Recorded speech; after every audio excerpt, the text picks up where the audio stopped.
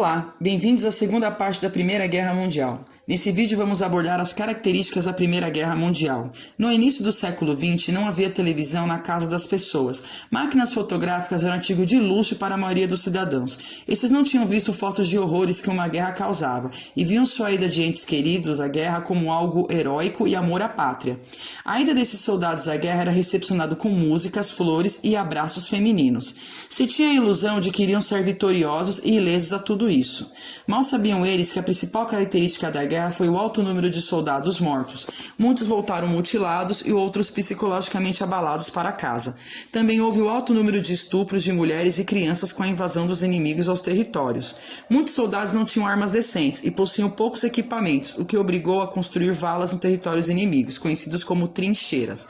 A guerra começa de fato com a invasão da Alemanha à França, passando pela Bélgica, considerado um território neutro, como mostra no mapa. Isso irritou a Grã-Bretanha, que declarou guerra à Alemanha, conhecida como Guerra de Trincheiras. Elaborado sistema de trincheiras. Fortificadas com arame farpado e artilharia pesada, suas linhas de defesa são quase impenetráveis. Mas os comandantes continuam a enviar onda após onda de tropas em ataque pela terra de ninguém.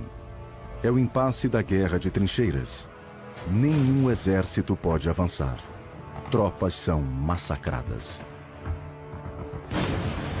Ambos os lados estão desesperados para invadir as trincheiras do inimigo. E o único modo que conhecem de conseguir isso é apenas enviando enorme quantidade de homens para o ataque. As perdas são descomunais.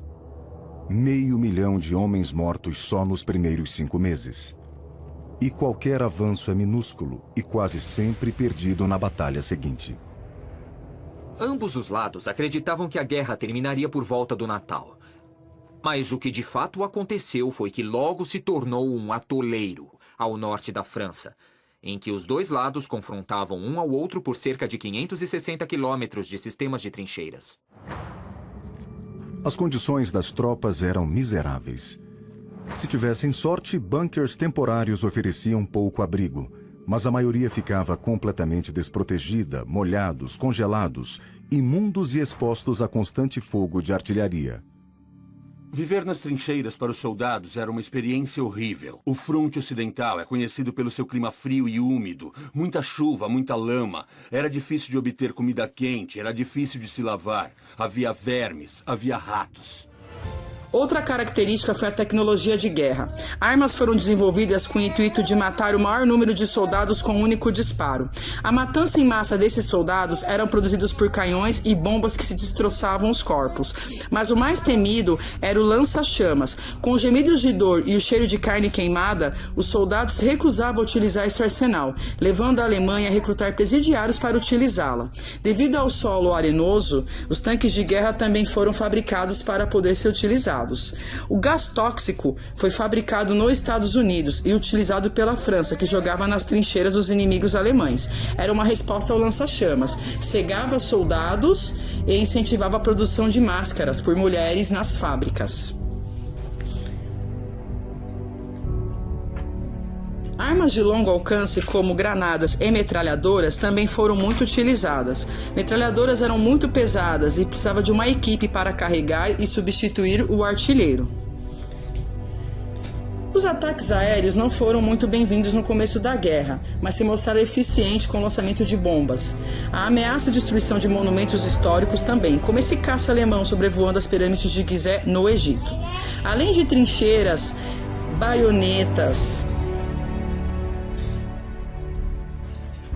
canhões e metralhadoras, houve também um ataque marítimo. No mar, submarinos lançavam torpedos em navios inimigos. Encouraçados ficaram famosos pelo seu tamanho.